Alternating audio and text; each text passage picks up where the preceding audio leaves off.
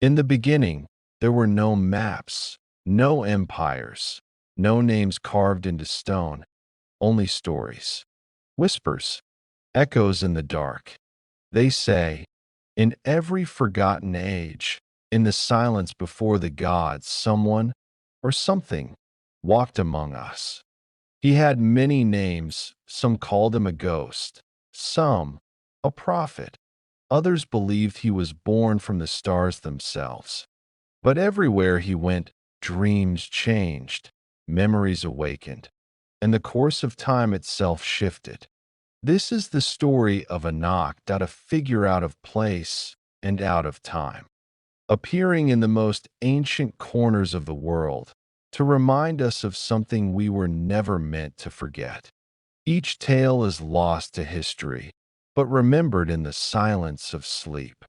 So close your eyes. Let the winds of time carry you back to where it all began. This is Anok, the Starborn series. Anok, the Starborn stranger mystery from 900 BC in the 9th century before the Common Era. The deserts of the southern Red Sea were ruled by silence. There were no roads, no written histories, just stars above and stories whispered by firelight.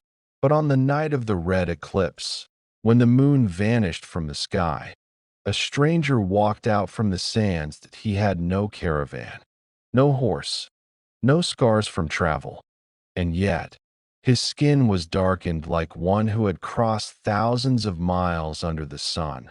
The people of the village of Lamari called him Anok. He spoke no tongue known to them, and yet the children understood him. They said his words felt like songs inside their bones. That he was quiet, watchful, always looking upward, not at the stars, but past them. And soon, the village began to change. Water flowed from the dry wells again.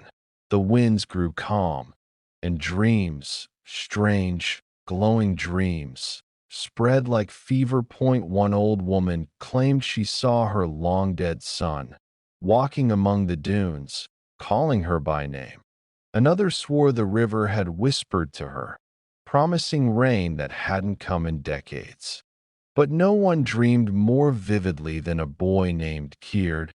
He was the son of the village firekeeper, small, often sick, always curious. He said Anok visited him in dreams, took him high above the earth, into the sky itself. He said the stars were not stars at all. They asked Anok what he was. Man, God, demon? He only looked to the sky, drew strange symbols in the sand, and said the same word again and again. Yalari. The elders searched their scrolls. No such word existed, but a merchant from the north said it sounded like something in a forgotten tongue, meaning home, far beyond the horizon. Soon, men from neighboring tribes heard of Anok. They came with gifts, then with questions, then with fear. Who gave him the right to call the sky his own? One night, soldiers came. They found Anok kneeling in the desert, staring at the moon.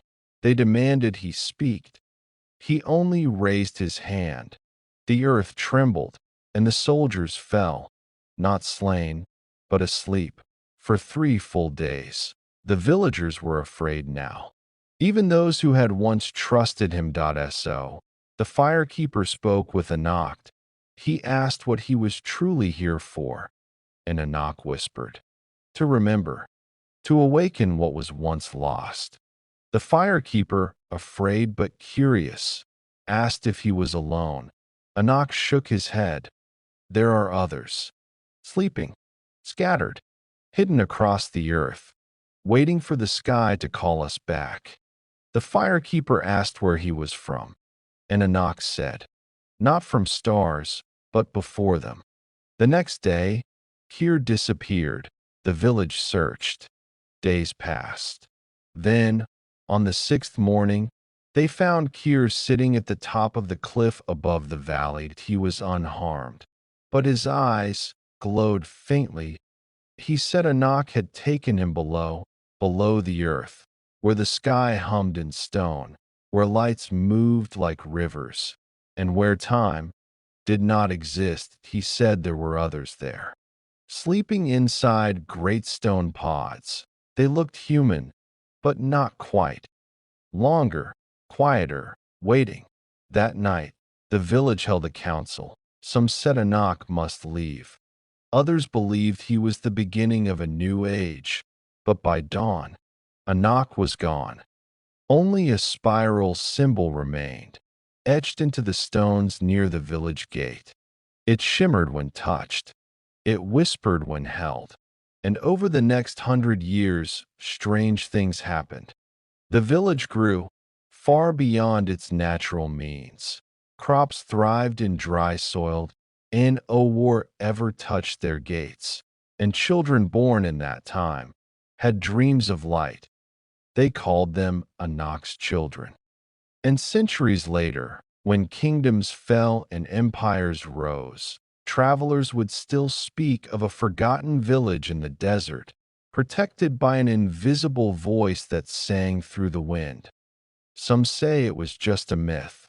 Others believe it was the last sign of something older than mankind. But if you walk far enough into the desert and listen when the wind is still, you may still hear him, Anok, waiting beneath the sands for the stars to return. They thought the river would keep its secrets, but beneath the Nile, something ancient awakens, not made by hands, not born of earth to place, where time does not move forward and memories do not belong to those who dream them. In the shadows of forgotten temples, Anok walks deeper, not to find answers, but to return something lost. In Part 2, we follow him below, where the river's whispers grow louder and the past begins to fight back. Anok, beneath the Nile, coming soon.